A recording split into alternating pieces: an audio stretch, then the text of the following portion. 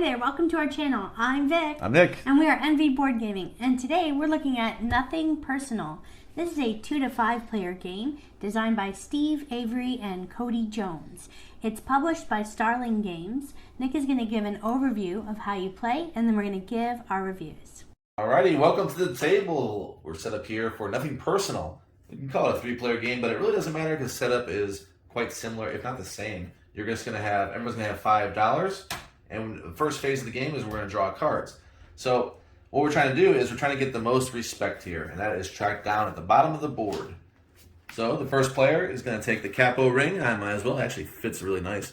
And I'll take that. I'll be the first player. And what we're going to do, the very first phase of every round, we're going to draw 3 influence cards. Everyone's going to do that. You can draw more later in the game once you have the money for it, because you can spend $10 to draw an additional card. You can do that as many times as you want, as many times as you can afford. So we're not going to do the first game because we only start with $5, the first round. So we're going to look at our cards, because at this point we're going to play in turn order with the Vito Corleone, or however they want to say his name, Vito Capandole. So the capo here is going to start the game. We got 3 cards here. Our choices at this phase are either play a card, we can discard an influence card, or we can pass. So I'm going to go over all 3 of those. First, the most common is going to be to play a card. We have some ands or ors, so be careful with those. If you do this, so this can be a common action, is to add influence to a gangster. What that means is we're going to take tokens here, and we're going to put them on any gangster, because it didn't specify what kind of gangster. It just said a gangster, and the board is full of gangsters. So if I want to do that, it said any gangster, so it has to both go on the same gangster. And let's say I influenced her, the underboss. I will go ahead and put 2 influence there to show that I have most influence over this gangster. And it says choose an opponent to add an influence to any gangster.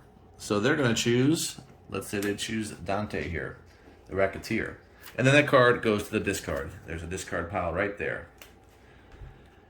That could be my turn. Alternatively, I could discard a card to simply put one of those influence out wherever I want.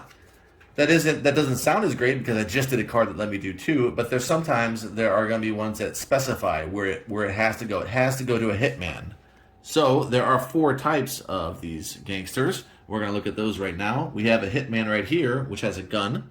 And this here would be a thug. We also have a con man with the hat. And she is also a gambler. So those are the 4 types. And obviously you just saw there are people with multiple types. For instance, Vito at the top, the capo, has all 4 types. So in this case, if I were to play this card as the action, I would have to do a hitman with a gun. So if I did not want to do that, let's see, move 1 influence to another. Let's say I didn't want to do that either. I can discard this card and just put it wherever I want, and influence wherever. It doesn't matter. It doesn't have to fit that description. If I don't want to do that, I can pass. One of the reasons why you might be forced to pass is because after every player has played one card in the round, people have a choice to do an ante, and they can ante whatever money they would like.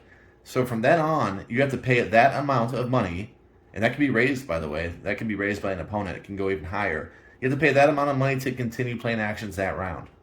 So if I said my ante was 5, I would have to play $5 to go ahead and play that round.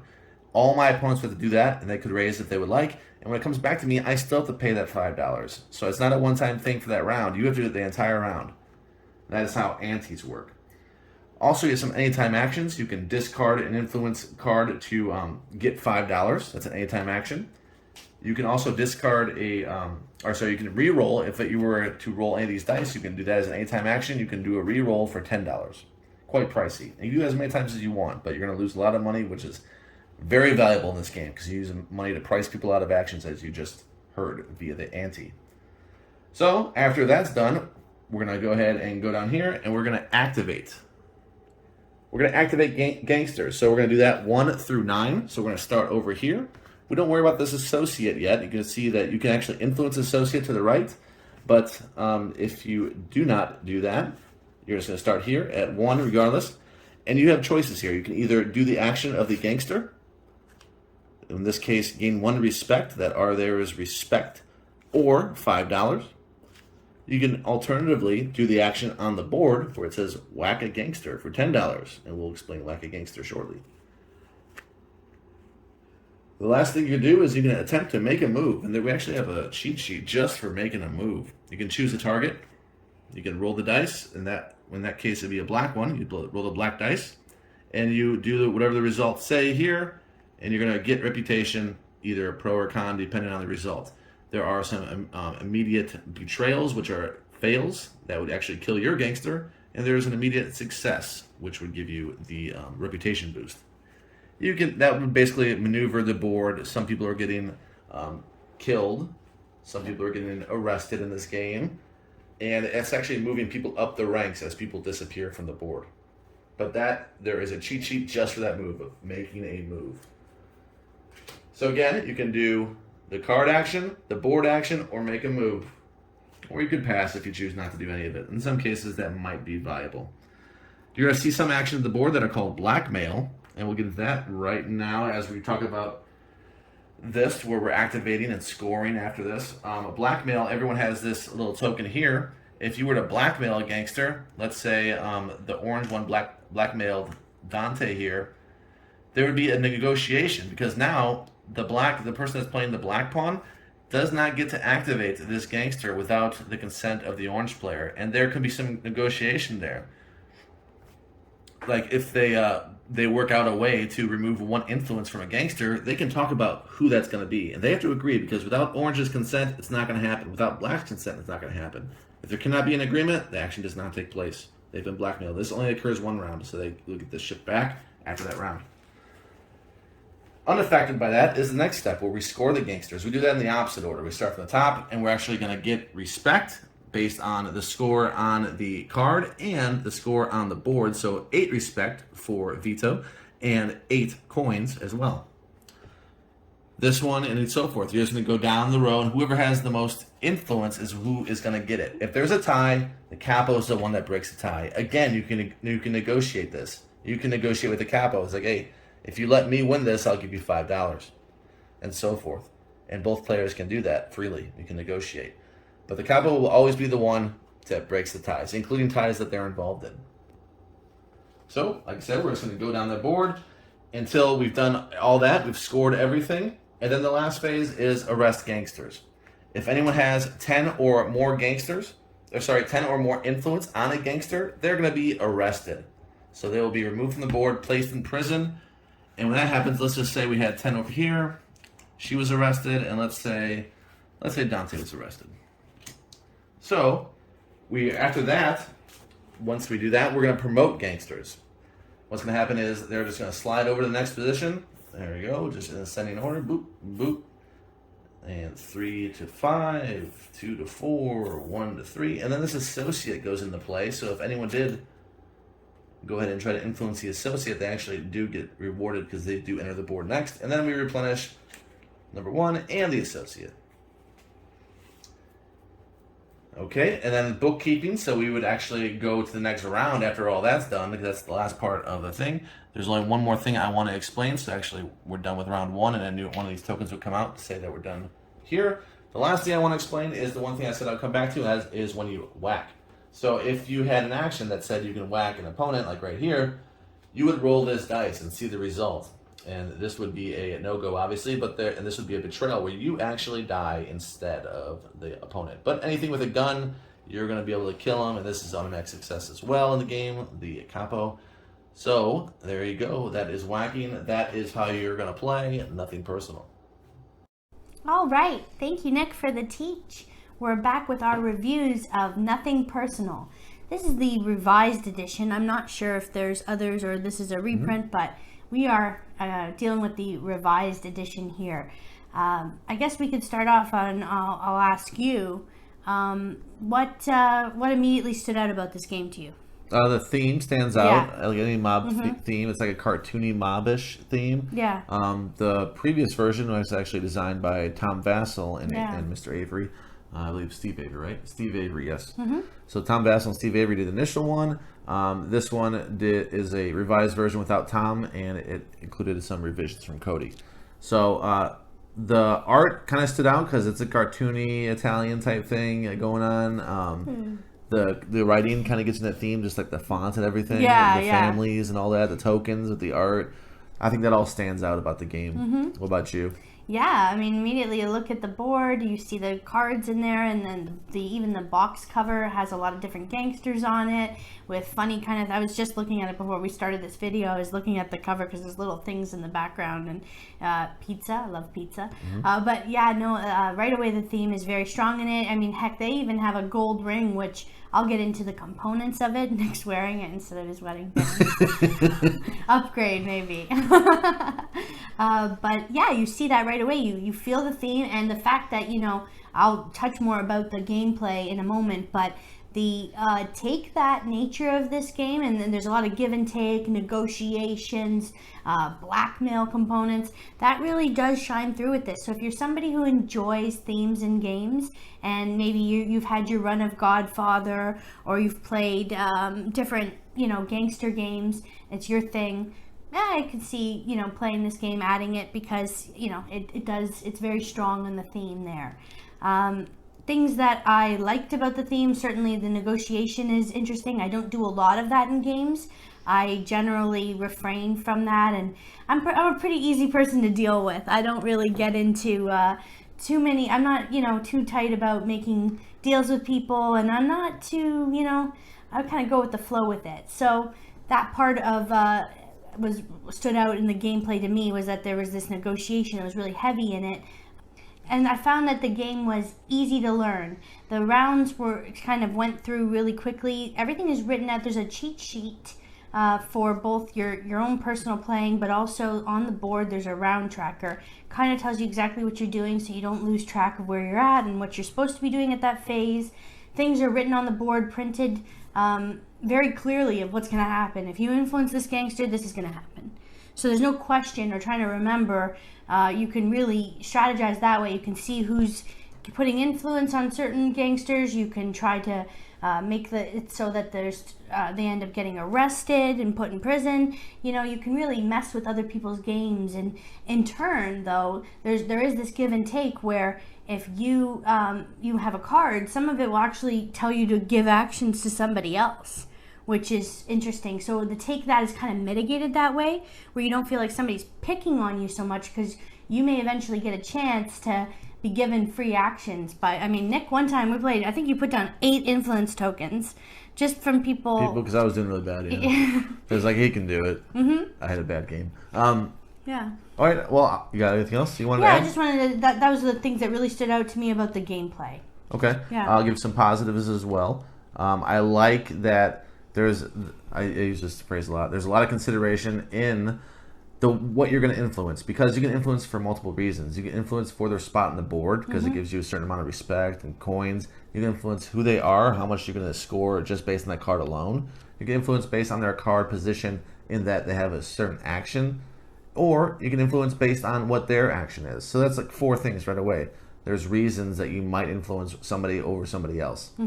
Also, I like that despite maybe one card maybe being really, really popular that round based on its position or what it does, that is okay that they get arrested. Like, let's say they get more than 10 influence, because that's actually going to occur after you score it. So I like that you're able to score things that will be arrested later. Yeah. So that is nice. If that was opposite, I'd be even more take that, and that's trouble for me, because you could have devoted your whole round into something that just gets destroyed. That wouldn't be that fun. So there is just enough take that is, it's doable for me. I like the gameplay overall. At some points in it, especially the beginning, I think it is it's building. It's not quite there in first round, because all you're doing is you're drawing 3 cards and you're playing them. There's nothing else you can do. You have the 3 cards you drew. Now you decide how you want to play them. Yeah. And at that point, there isn't that much strategy. I feel like that it amps up as you go on, because now people are getting money and doing different things, getting respect in different ways. So I like how it ramps up. And I think I'll go into negatives a little bit. I'll say that this isn't good. The reference sheet unfortunately, it's not good. It's not a strong one, yeah. I mentioned it, but I didn't think it was the best. Yeah, one side has only one action, make a move. It devoted an entire card to the make a move action, which isn't going to be commonly used. You'll use it maybe once a game. And then the other side is whack a gangster, and it's the whole side as well. So it's unfortunate that they have these reference cards for everybody, which is nice, and unfortunate that this is all it does. It just here's two options that you might run into in the game, but not the exhaustive entirety of everything.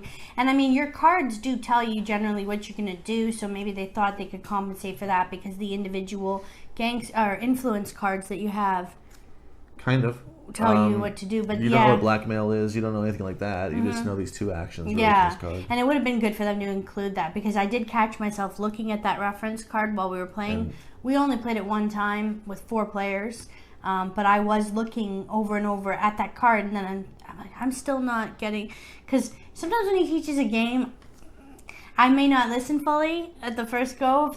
When things start going, I think I have it, and I get a little cocky and I stopped listening, and so I kept looking at that sheet, and I definitely found that it was missing something. I'll hit another pro real quick. I like the money. I like that it's really thick cardboard. It's not flimsy. It's not paper, thank goodness. The tokens are just fine thickness. The thickness is good. Yeah, they could have been worse. Yeah, they're good. Negative, I'll jump back to negative. I don't like the back of the card artwork. I don't like the influence cards very much. I don't like the gangster cards very much.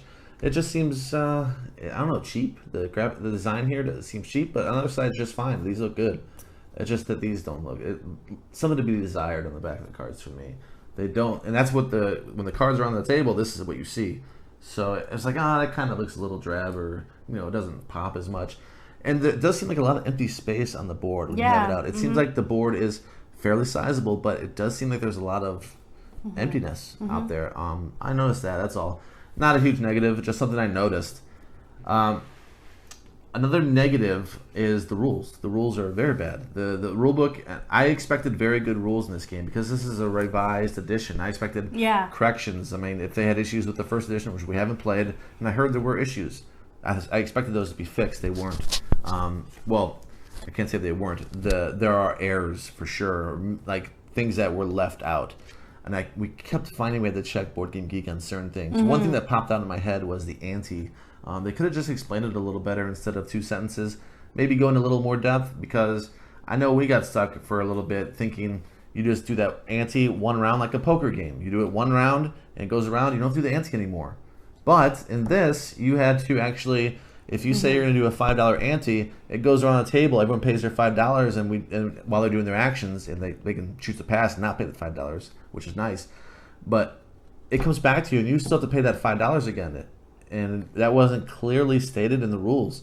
That was a big deal to us, because we thought at first blush, and looking at the rules, doing the first read through, we thought if somebody put $20 and somebody else had 19, then they just priced everyone out of the entire round. They paid 20 the rest of the round. The floor is yours. We did that. We went around and we did that, and I realized that this wouldn't be a good game at all if this is the case, because then money is the key. You can price everyone out of rounds. Yeah, completely. Do no actions. So we looked at the rules again. It still sounded like that. We checked Board Game Geek, and no. Okay, good. Thank goodness, because this is a lot better. That now their decision of doing an ante is going to come back and bite them a little bit again too. They'll have to pay that again if they want to go ahead and do that action. I love that. I think that's a great rule. It's just unfortunate that the rule book, it missed that. And I don't think it's a very easy job to do a rule book, and we can cut them some slack. Yeah.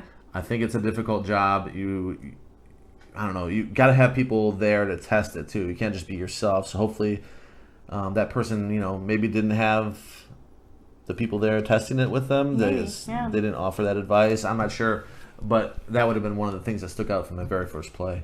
Yeah, I would agree with you on the negatives of it. I'm not much of a take that person. I don't really enjoy getting set back or having things removed from me, but I felt that there was enough balance with it that it wasn't like the worst thing ever.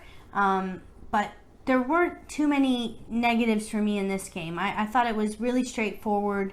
I don't have much to say in terms of the negative.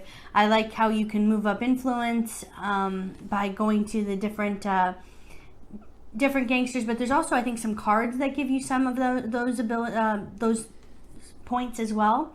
So it's pretty versatile. Like, there's a lot of different actions that you can end up taking, because there's the and sometimes you're doing a lot of stuff. And then sometimes it's an or, so you're going to make an interesting choice. So that's always fun to have an interesting choice. And you don't, I feel like this is not too complicated of a game. As I mentioned, I thought it was pretty easy to learn.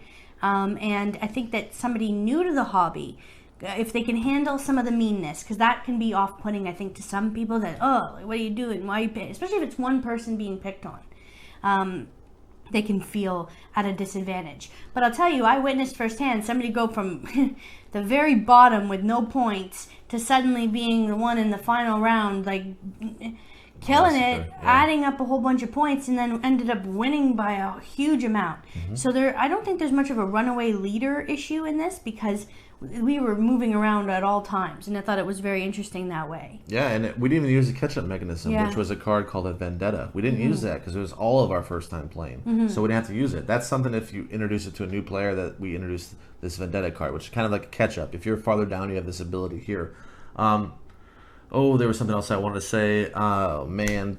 I'll give my score. You can think about it. Yeah. So my score for this, I'm giving it a 7.6.